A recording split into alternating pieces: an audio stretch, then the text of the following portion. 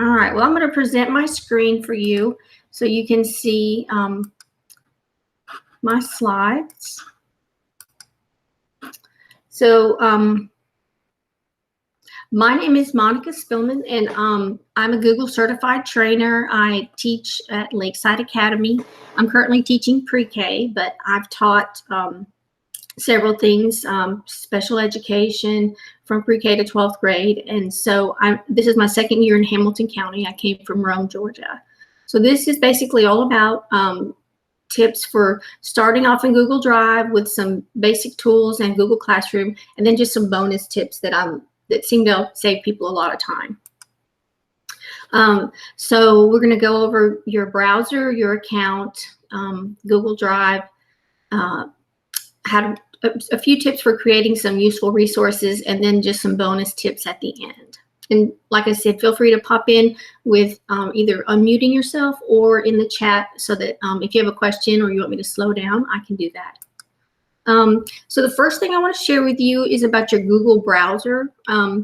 The guys at the county office strongly suggest that anytime that you're using the Google tools that you sign into Chrome. So I know sometimes people still use Internet Explorer, or they still use, if you're on a Mac, you might use Safari. But Mike Ballard recommended signing into Chrome, and what that will do is that will allow you to sync all the apps that they push out from the county. If you see up here, there are some things that they have pushed out. They've decided these are helpful to us, and they push them out. So there's Clever. I added a couple like Bitmoji for Chrome, but your account is right here in this little picture. And so if you sign in, and you can see the green circle, it's syncing, and that's important. So if you want to sync the account so that all that they've pushed out is coming to you on your account. So the top address bar on a Google page, on a web page, is actually like an address bar as well. So you don't have to go to google.com in order to Google something. You just put it straight in the top. Some people don't know that. They still go to google.com and open up a new page, but it's not necessary. And then this picture right here is very important. It shows you which account that you're signed into. So on the next slide, I'll show you a little more details on that. So your Google account for Hamilton County is the one that you need to be using when you are creating resources for Hamilton County. So I use several accounts. I have a personal account, and then I have an account that I use just for my classroom for Google Voice. And that's another app that I'm not going to mention here, but I'll be glad to talk to anyone about it if they would like to know how to communicate with their class with Google Voice. But the picture here, you can tell, is different than down here. That's my personal account. And then my classroom account, it's right here. So it's different because there are, it shows me, I'm sorry, I got distracted by the chat. It shows me which account I'm using. So I don't want to be mixed up in my accounts. So if you use more than one Google account on your computer or device, give it a different picture so you can manage it by clicking on that button, and it'll allow you to change the picture to whatever you want. You can use something that's in the computer already, or you can just use one of their little icons. So you can see that, so I can exit out of that, but you can see here that I've used an older picture on my personal account, and then I've used just an animal on my classroom account. But very helpful to keep you from getting mixed up with your devices and your different accounts. So Google Drive is where you keep everything that you create. It's kind of like a filing cabinet in the sky. So your Google Drive is found at drive.google.com. So you can put that in.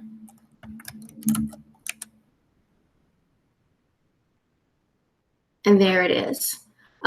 Anytime you see this little tic-tac-toe board, they call it the Google Apps menu. Anytime you see that, you'll be able to find your Google Drive. So there it is in this window. So if you're looking at Google Classroom, and so you see the little Google Apps menu again, then you can find Drive. So it's just helpful to know that if you see this, you know you're going to be able to find your Drive, or you can just put in drive.google.com. So I already have mine open here. So one of the things that is important to note about your Google Drive is that it's organized by where you put things. By default, the county has it in the list view. I prefer this tiled view, but you're probably going to find it in a list view. So you're going to find them like this, and it's kind of in a numerical and then alphabetical order. You can see here I color-coded this folder to be red so that I can just quickly see it. And the way you would color-code it, you would click on the folder and then right-click, and then you have this color palette. So you can change it to whatever color you want, orange or whatever. It just helps certain things pop out if you need to see them. So there's your Drive. It's all organized. So I'm going to go back to the tile view, which is what I prefer, but you don't have to. You can do it however you want. All right. So once you're in your Drive, then you're going to want to keep the items that you're creating in the right folder. So you'll see that if I'm creating something for distance learning for all this time, it is really a good idea to go ahead and open up that folder and then create it. If you're creating, say, a new document, here's a neat trick. You can go to the address bar and hit docs.new, and then a new document that lives within the distance learning folder will be created. It's something that Google purchased recently.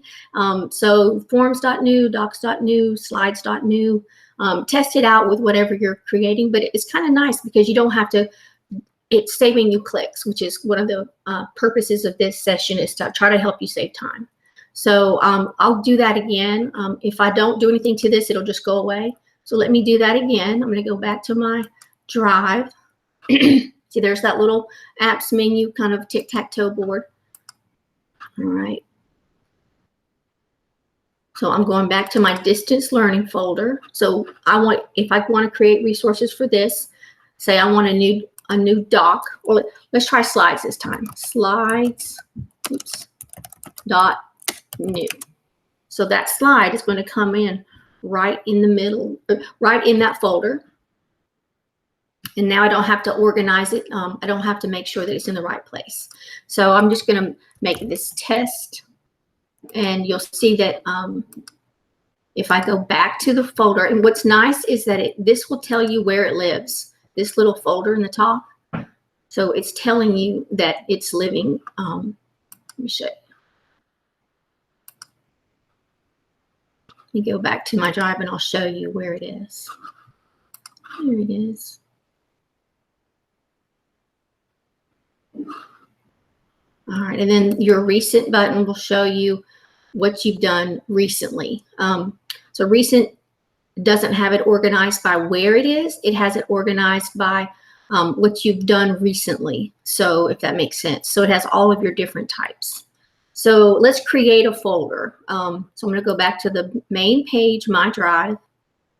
And the new button on the main page will tell you all the things that you can do. So if you want to create a new folder, you just do the plus folder. If you want to upload a folder from your Microsoft account, you can do that, or a file or a folder. One thing I haven't found, I don't think you can copy a folder. There might be some advanced tricks you can do to copy a folder, but to my knowledge, you cannot copy a folder in Google Drive. So if I want to create a new folder, I'm going to call it test, and it's going to create it for me. And so there's going to be an alphabetical order. You see, I've already done one before in a different session. So say I want to change the color. I'm going to right click it, hit the little color palette, and let's make this one purple. All right, so now I have another folder that is color coded. I'm going to open it, and there's nothing in there. So then I can add things. I can add a doc. That's kind of the longer way. So let me do that again. So I'm in test. I hit the plus, and then I can add all these things. The more menu is full of all the good stuff too. Google Forms, drawings, maps, all those things that you can add. And like I said, it's organized within the right place. So it's kind of like you're working out of the right folder. When you go to your file cabinet, you don't just throw your paper back into the file cabinet. You want to put it in the right folder. So if you pull the right folder out, then you work from there, or the right binder. If you're more of a binder person like me, then you pull the right binder, you go to the right tab.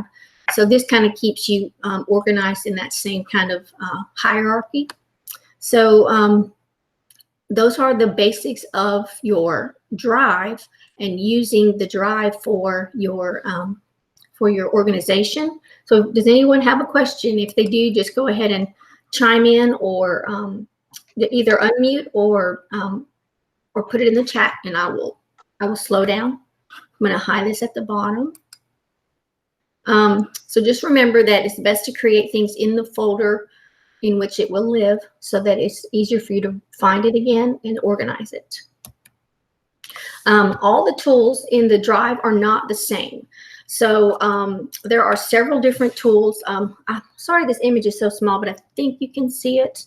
I'm pointing right now at the yellow one for Google Slides. That yellow one is the Google Slides icon. Slides is kind of like your, it's kind of like an e-book or a PowerPoint presentation. So if you need lots and lots of pages, then Slides is your best bet. If you are needing one item, you are needing just one thing, drawings is really, it's more like a poster, and drawings is not on this image, but let me show you what drawings looks like. So if I wanted to do a new drawing, it kind of looks like, see, it's got these shapes. So a drawing is basically like a poster board, and you can make it whatever size you want. You can do whatever you want with it. So down here, this button will help you move it, and you can see the grid lines, or the ruler line comes up. But if you know you want a certain size, like say you're making like postcard size, then you can go to your custom inches, and I don't remember, postcard is like 4.25, that's 8.5 by 5.5. So say you're creating a postcard, then you've got it right there. So, you know, I've got it portrait. You can change it to landscape if you change the dimensions. So this is a one, like there are no additional pages in a Google drawing, but it's nice if you're creating, like I said, a poster, a flyer, like a one-time use item that, and it's basically a blank canvas. These dots on the back mean that it's transparent. So that means that you're going to have a see-through background. So if you don't want it to be see-through, you have to put a background. So let me show you what to do. You go to the shapes, and then I usually just grab a rectangle and cover my area. And the little lines kind of help you see that you've done it correctly. You see the lines kind of match up. And then I just fill it in with white, and then outline it with white or black. Let's say I wanted to make this, you know, pretty purple poster. So I made the border purple, but you can't see it because it's very thin. It's at only 1 point. So let me show you how thick it can go. There's 12. So that would look good if you were doing a newsletter or some kind of flyer, some kind of announcement. So remember, this is a postcard, so that, you know, you could add that. So those are just some things about the Google drawings that are interesting. And then Docs is just your typical word processing. So if we go back to our test and we hit a new doc, Then, just this is your basic word processing. So anything that you learned in college where you wrote your papers, it has all the tools right here for you. One of the cool things that I love about Docs and some of the other tools, but mostly Docs, is there's a voice typer. So this is very helpful for students that maybe are learning English or don't write very well. So if you click on that microphone, I can say a sentence and it will type it pretty well for me, period. I do have to add the punctuation, period, but that might be a good time for students to edit, period. Then you just stop it. And so there you go. You've had, it typed out everything you said. And then if you want to take it another level, something interesting, if you want your students to explore something that is on the page, like let me erase this and let me try again. So the dog is swimming in the lake, period. Let's say you have a student that's working on vocabulary and learning English, or even just endings of sounds or verbs or whatever. This explore button at the bottom is so cool. Basically, it will search things related to what's on the page, and it doesn't allow your students don't need to jump out to go to Google Drive, a Google search. So right here, I'm looking for a dog swimming in a lake. I want to demonstrate what's on the screen. I don't see one. Let's see there, like there's a dog. I can insert this crazy dog. Maybe he's crazy because he's wet. I don't know. Hey, how's it going? But that might be an interesting way for you to use your Docs. But Docs is like a word processor. It does have this cool feature. So slides for several pages, drawings for one item, like a poster. So it's kind of like your publisher in Microsoft. And then Docs is your typical word processing. And then, oh my goodness, the sharing settings. How many times have you gotten tripped up by the sharing settings? Like someone says, I can't open it, or I can't see it, or whatever. So the sharing settings, it doesn't matter. Like I'm Google Trainer, I mess that up all the time. So this box here is your magic window into who can see it and what they can do. So right now you see there's a lock, and that means that I'm the only one that can see it. I'm the only one that can edit it, view it, anything. So if I want to change that, see it says private only to me. All I have to do is click on that box, and then I can do all kinds of things. Just go to advanced, because that will give you all the options you need. So if I want to change it so that anybody could see it, I would click public on the web. Or if I wanted only Hamilton County people to view it or to do anything to it, see here it says they can view it. If I wanted everyone to be able to edit it, which that would be a nightmare, but you could change to edit. Or if you just wanted them to be able to comment, say they were helping you create something, you wanted to share it out, you needed some feedback, they could all comment. So public on the web, I do that a lot for resources I create. So I'm the owner, but everyone can find it and view it. And so then the icon goes from a lock to the globe. And so it's available to anybody.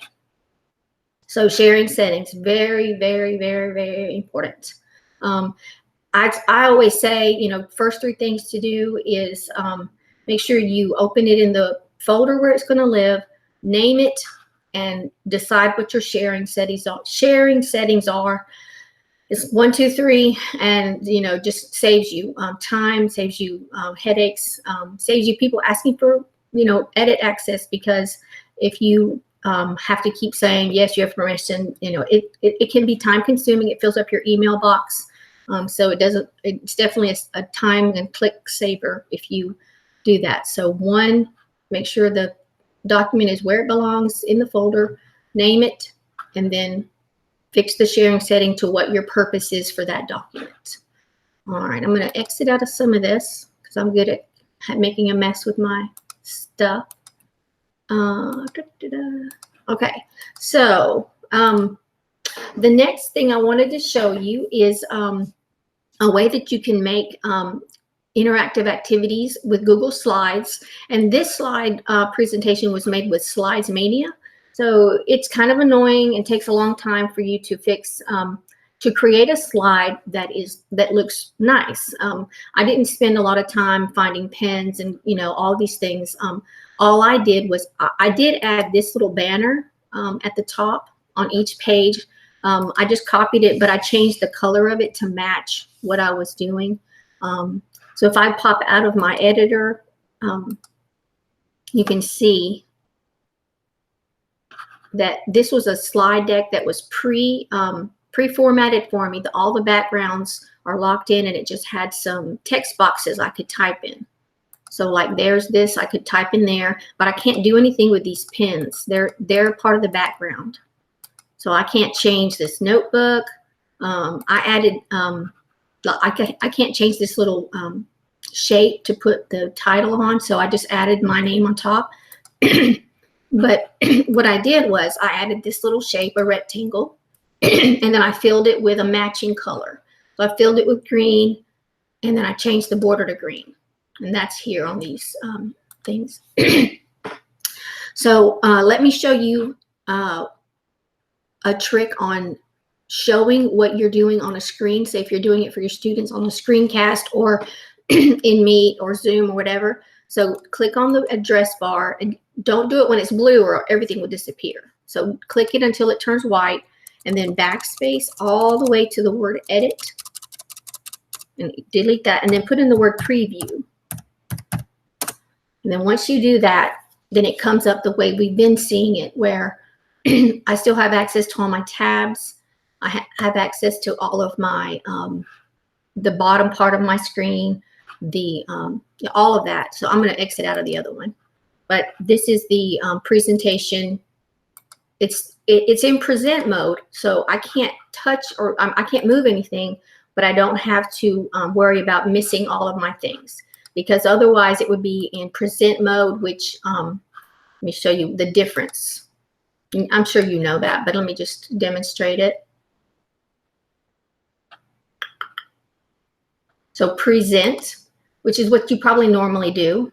But see, it's taken up the entire screen, and I don't have access to any of my tabs. So, it's just, I guess, a personal choice. It depends on how you want it to look. But if you're moving back and forth in a lot of resources, you might not want that. So it's just an option. You can either present it the way we typically do, or you can erase that all the way to edit and hit preview. So on Slides Mania, they have all of these templates. So let me just show you what that looks like. There's more than one option, but this is just the one that I tend to use. So you see they have all of these choices, and that's so cute. I've used this one before for a different presentation last week, or was it Monday? I think it was Monday. So they're just all kinds of, it says see all the templates for slides or PowerPoint. So if you still prefer to use PowerPoint, you can use that, or you can use the slides option, and it saves it into whatever account you're logged into up here. So just remember that. So if you're using your personal one, then you're gonna have to share this with yourself. And you can do that. Like if you have more than one account, you can share things with yourself. Like for example, if I want to share this silly dog thing with myself on my personal account, I would hit the plus. Hold on. You see, I selected it. It turned blue. I hit the plus, and then I put my name, my personal Gmail is monicaspillman@gmail.com, and then I can send it to myself. Are you sure? Yes. And so now I have it in both accounts, and then I can find it in the shared with me box of my other account. It's just a tip for if you create it in the wrong account, don't worry about it. Just share it with your other account that you need to use it, then add it to your drive. I'll show you how to add to your drive in just a minute. So this is a great activity that you can do with slides. basically, this blog post will walk you through everything you need to do to create a drag and drop activity for your students. I'm going to go down to the video to show you where it is. So right here, don't search Casey Bell. That's the author of this. Casey Bell, don't do that. On YouTube, Casey Bell is not, it's not student appropriate, but Shake Up Learning is the name of her website and podcast and YouTube channel. So she has created these activities, or a tutorial on how to create activities where your students could drag and drop things. So this is good for, you know, pre-K to 12th grade, even beyond. So, you know, she's showing you here how the apples are movable, but the tree is not, the basket is not. They can still type their name. I won't take the time to show you all those things because her video is so good. But she has a blank canvas here, and she saved that as a image and put it into her slide, and she shows you exactly how to do it. And then she added the apples to be manipulatives. And so see, she's adding it to, as a assignment in Google Classroom. Casey has done all the work for you to show you exactly what to do. So in this one, she's showing you that you can duplicate the slide, and you can say, okay, this basket needs 12 apples, or it could be a math prompt. There's all kinds of ways to do it, but she goes through it very thoroughly and very well. So I'm not going to redo her work. So if you would like to watch this video, click on the link there on this blog post, and it's really amazing all the things that she, the ideas for using slides to create some interactive activities for your students. And I noticed that just right before this, Ashley Cox did a session on interactive activities on slides. So if you wanted to watch that too, it was really good. So are there any questions or any, you know, ideas or anything like that? If not, we'll just move on. I'd like to know how many people have already set up Google Classroom, or if you don't really need the information about Google Classroom, we could skip on. But I think that Google Classroom is going to be one of our best friends during this time. The students, you know, if they're old enough to be able to navigate it, then I think it'd be very helpful. It might be easier than Canvas if they've never used either one. But the Google Classroom is a part of our, oops, sorry about that. That's a video to show you how to set things up. But Google Classroom is a part of our Google Drive. So it's right there in that menu. But if you sync your account, it's also up here. And it will allow you to open your classes that you're in, or it will allow you to open the either classes that you teach or that you're in.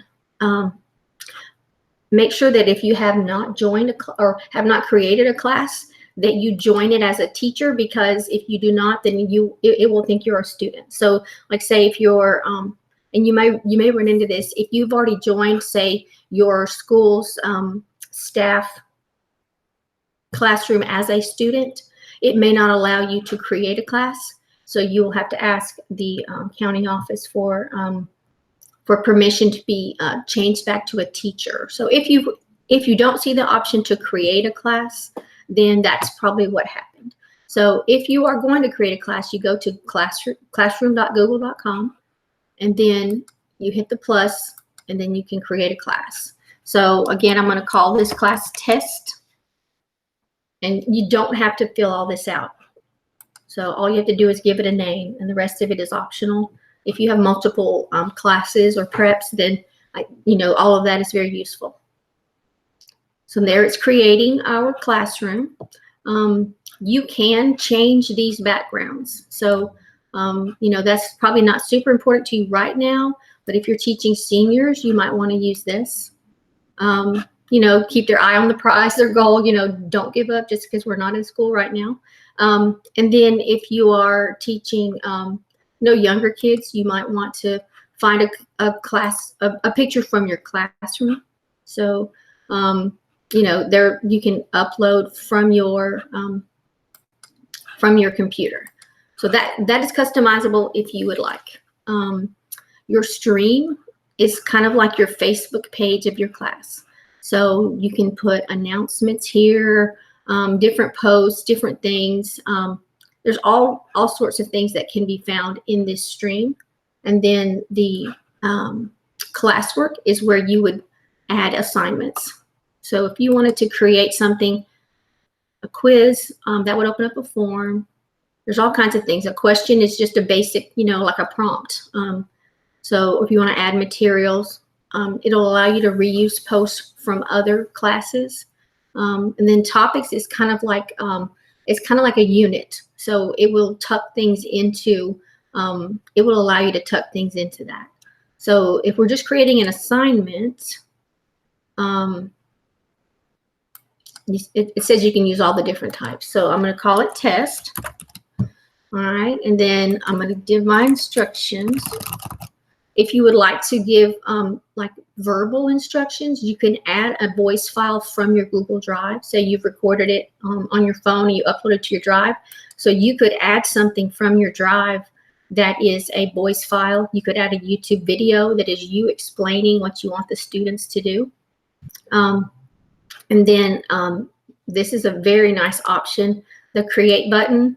So let's say you want everyone to do one of those interactive slides. So you could either create it from here, and then right here, students can view the file, but you probably want them to be able to make a copy for each person, and then they can, they will each have their own with their name in the title. If you would like them all to work together, and some people do that with older students especially, then you can tell them they can edit the file, and then each person would have the ability to change that one file, which is nice if you number them or they're working in groups, and then view the file. That would be probably if you're just giving them some type of resource to go by, some kind of, you know, something to refer to as they're working. But all of these buttons here are full of things that you can add. So your Google Drive, that's going to be, you know, you can link anything you want as supporting documents for this one assignment. And then, so right here, if you're differentiating your Google Classroom, you can assign it to maybe just 5 students, you know, your highest, your lowest, your, you know, whoever needs the certain amount or the certain type of help. You can give it points, or you can say it's ungraded. Due date, you can tell it exactly when to make it due. My daughter's teacher always said 10 p.m. was the latest he would make it due, because if he said midnight, then they'd be up till midnight. So he wanted them to be in bed before 10, and if they weren't, it wasn't his fault. And then topic, it's, you know, is there a topic you're going to tuck this in, like the unit folder? So just remember, topics are kind of like your units within your classroom, your Google Classroom, and you can tuck this in if you want to. And then they gave you the option of a rubric, so you can create a rubric to help them see how they're doing as far as the expectation. You can reuse it. So that's a very cool feature that they've added in the past few months. And then originality reports is kind of like your plagiarism checker, but the problem is you only get 3 per class. So 3 assignments per class. So you want to think about which assignments would be very worthy of this tool. And I can link a video on how to use the originality report, but it's just like I said, it's the plagiarism checker.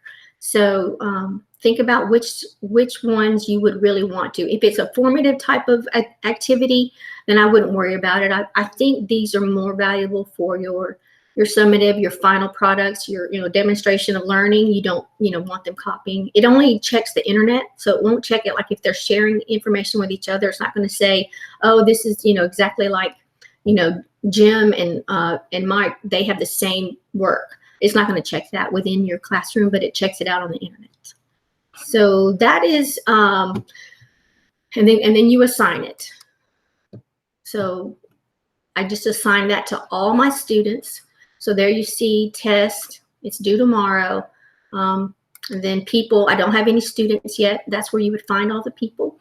And then if you had a graded assignment, then it would allow you to see those here.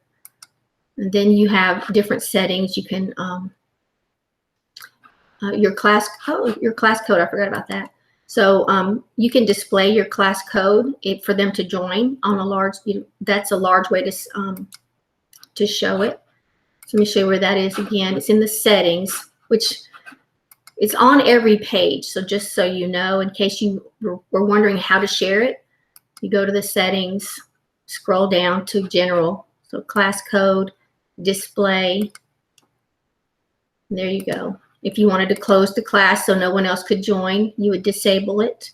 Or if you want to reset it because it's a new year, but you don't want to recreate the class, you can do that. And there's a way to delete everything that is in the classroom. So if you're not using Google Classroom yet, you might, or Canvas, you might want to try this first, and then maybe next year there'll be more of a Canvas push. So any questions about that? I know that's a lot, but that's the basics of Google Classroom. And then if you click on this icon, there was a video to kind of set it up. One other thing I forgot to mention, Emojipedia.com is a place where you can find emojis to go with your instructions. So say if you've got younger students or language learners or special education, then say if the first thing you want them to do is read, then you might find a book and then copy the book and then paste that into your classroom directions. And then if the next step is to color a picture, you can just kind of find maybe crayon. How about crayon? So then the next thing you want them to color, and then scissors, you could do cut. There's lots of different ways. If you want to label your subjects, like history could be the globe, but I like Emojipedia.com for the visuals to go with it. I'm a visuals type person. And then you can use your assignments many times. So that you can save yourself time by reusing those. So if no one has any other questions, YouTube is one of my best friends in my classroom, and I'm sure in many classrooms. So the cool thing about YouTube videos is they can be embedded into most of the tools. You probably know this, YouTube is owned by Google, so by default you have a YouTube channel in your Hamilton County account. It's already there connected. You just have to use it. And so a couple of the things that I love about using YouTube and Google tools is embedding them into slides.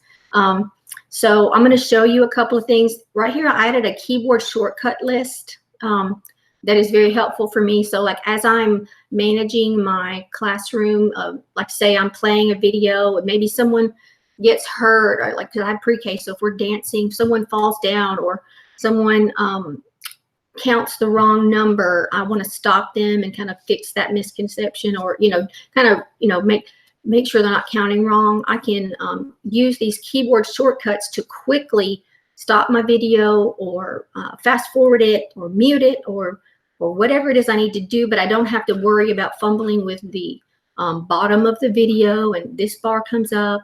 So super helpful for just very quick managing of your videos, which might be good when if you're teaching a live session with your students.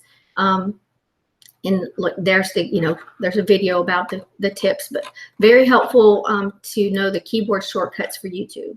But my favorite thing to do is to embed the YouTube videos into slides. So let me show you one I've done for my students. So we have this on our pre-K webpage. This one has a few tricks that I like to use as well. So you can see that all of these are different sizes. So I created these as word art, and I can just change the size of it. I don't have to, oops, sorry, Control Z, go back. So let me show you the difference with the video. So this video, if I play it now, it's going to start at the very beginning, but there's nothing wrong at the beginning of this video. Okay, so you see that, so that video, there's nothing wrong with the beginning. However, this video is not starting at the beginning. So look here, it started at the 10-second mark. And that is because, I'll show you, the beginning of these videos are a little bit annoying if you hear it over and over.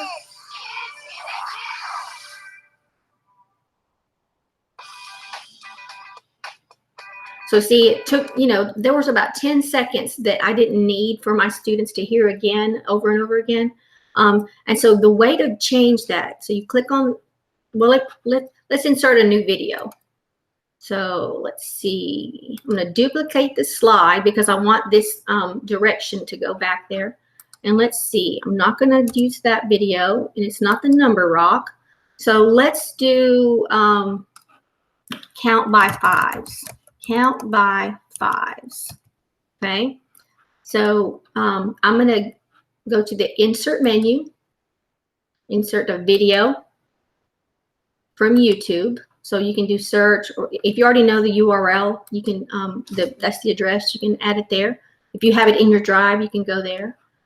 But I'm going to go from YouTube, and I like Jack Hartman, so I'm going to go ahead and use him. Jack Hartman, count by fives. So there's a count by fives, and exercise and count. That's perfect for our home learning. So now it's on my screen. And you can stretch it out. It doesn't really mess up the playback. So now I don't want that intro. So this is an older one. It has a different intro. So once you've clicked on it, hit Format Options and go to Video Playback. All right, so you'll see it starting at the very beginning. I do not want to do that. So I'm going to go ahead and say I'm going to start it at 10 seconds.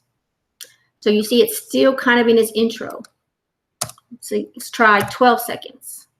So change that and click out of there. Still, you see that's a long time for the students to be listening to something that isn't part of your instruction, and it's just a little annoying, the intro noise to me. So that's how you can change the playback speed, or playback place where it starts. You can change the end also.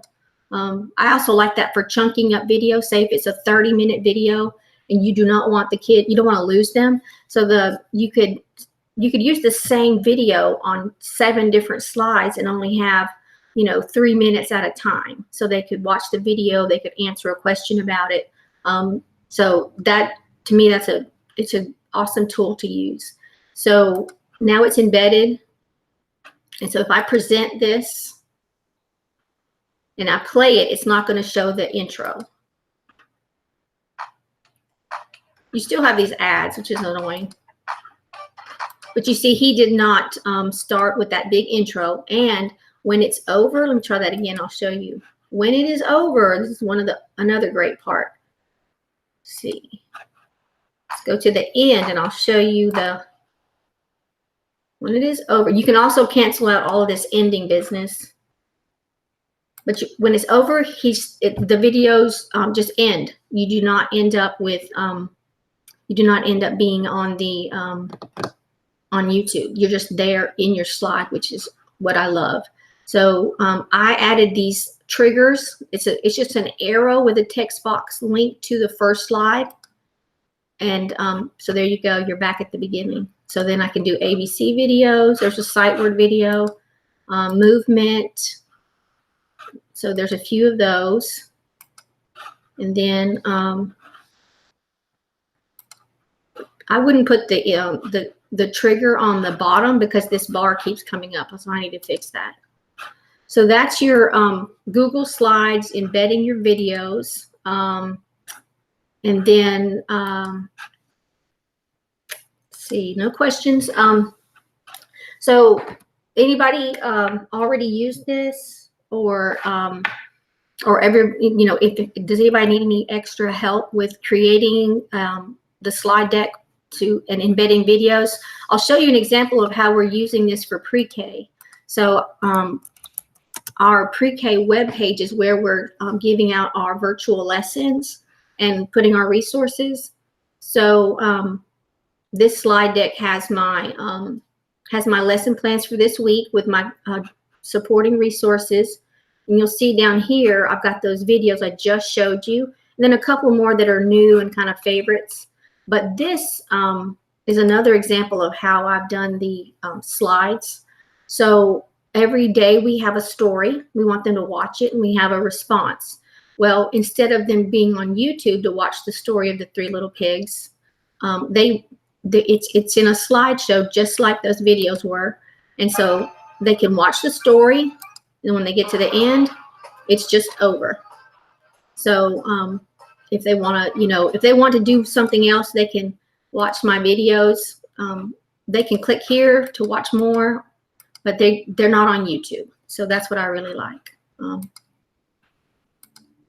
So that's all about YouTube and embedding them into slides. It's just a super useful thing to do with your for your instruction. It saves a lot of time, a lot of links, and it's all linked together, and then you can of course reuse it. So these are the quote unquote bonus tips. I've added a keyboard shortcut list for you that is it's the ABCs. It was created for little children in kindergarten actually, but it's super helpful for anybody. So you could add this as a resource on your Google Classroom. So if you were in your classroom, you could add it into your stream, or when, here on classwork, remember it said material, you could add it as a piece of material. So let's see where to go. ABC. So I'm going to copy this link, Control C,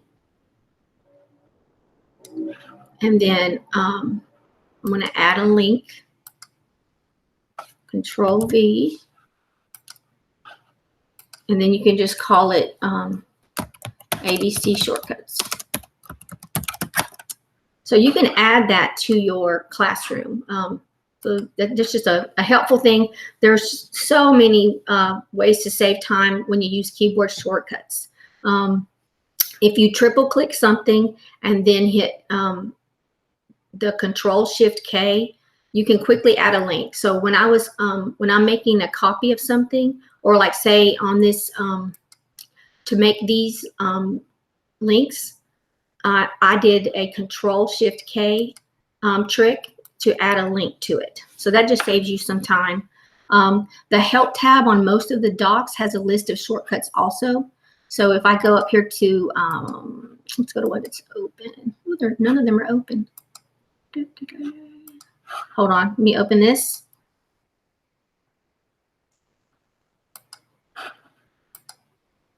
Sorry, I'm too many tabs. It happens at the end of a presentation.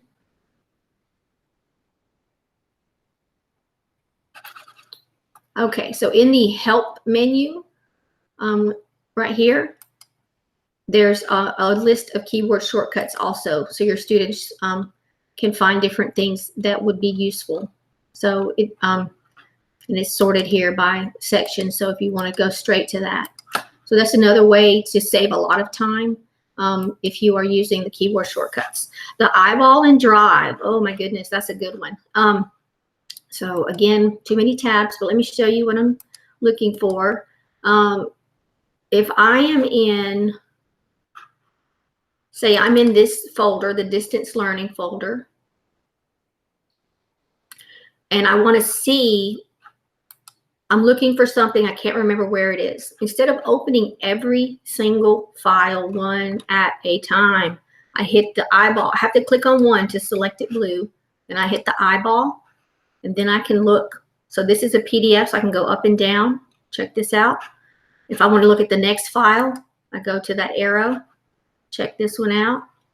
Okay, that's not it. Go to the next one. So see, I'm looking for something. So you can go up and down to scroll within the file, and then side to side to scroll See, this is one page. That's on a drawing. So remember I said for a one pager, use a Google drawing. So, so that is an excellent way. And then you just hit the back arrow and it takes you back to the folder. That's an excellent way to look through, say, all the assignments, because in your drive, you're going to have your Google Classroom assignments. It creates an automatic folder. So see all of these that I'm in. So I don't have any assignments, but say if my principal had put things in here, there would be an eyeball. I could look through everything. So if your students are turning things in, you could use that eyeball to check everything. Google Keep to grab a text. This is so helpful for some teachers that are using the, see that went to my wrong account, so I know I need to switch, because what I want to show you is in my Hamilton County account. Teachers that are pulling text out for students to analyze, say they want it to, they don't want the visuals to support them, they want to work on their comprehension. I took a picture of the back of a book, and then I hit this little dot, these three dots, that's the more options, and it says grab image text, and then there it is. So it pulled it out for me. I don't have to retype all of that. So it works in small chunks of text. Like you wouldn't want to take a picture of all kinds of random things. You'd want to sort of single out the text that you were trying to copy. But it might save you a lot of time if you were trying to, instead of having to retype the text. So Google Keep. You take a picture of something, you hit the three dots, tap the, open the, hold on a second, let me go back. Don't open the picture all the way, make sure you see the three dots, and then grab the image text. Then Google Keep is also a great place to collect ideas. You can use it as an add-on to Google, but it's just keep.google.com, and then it's just like sticky notes or a notepad. And so you can save links there. I'll show you again. Let me go back to this. So you see I've got like my ideas that I was using for planning the sessions. See, I checked off all the things here. There were check boxes I could add. And then now I know I added everything that I wanted to share with you. But on my phone, I have the Keep app, Google Keep app. And I was able to add these in just like a grocery list or anything. There's a lot of tools embedded within Google Keep that are super helpful. So if you see an idea that someone's using out and about during all this time, you can add it to a Google Keep note. And then the last thing I want to show you is, I don't know if it'll let me do, let me find a, all right, let me open this. And if you are sharing things with students, and you're not in classroom, say you're using Facebook or text messaging or Dojo or something else, let me show you one other trick to sharing with them. You need to make sure your sharing settings are correct, but watch this. So again, go back to Edit, and then Template/Preview, and then there you go. They can see what it is that you are sharing with them. So say if you're sharing it with your colleagues, say, oh, I found this awesome thing, or I made this thing. See if you want to use it.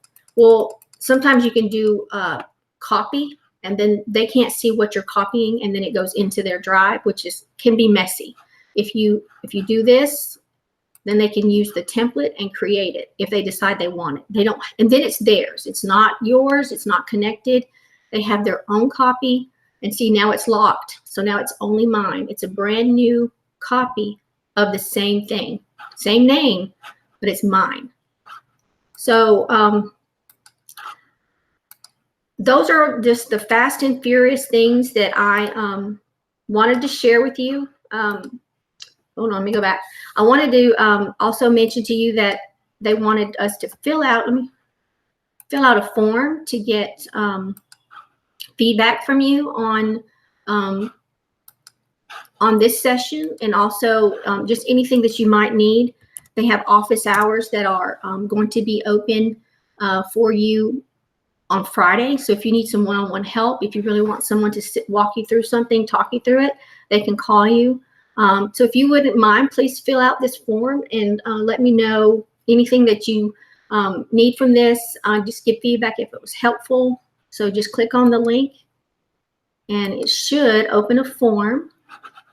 There it is, online PD training. So if you will please fill that out. Thank you for attending. I'm going to hop over to another presentation, but thank you so much, and connect with me, Spillman_Monica at htd.org if you need anything about this presentation. Bye. Stop recording.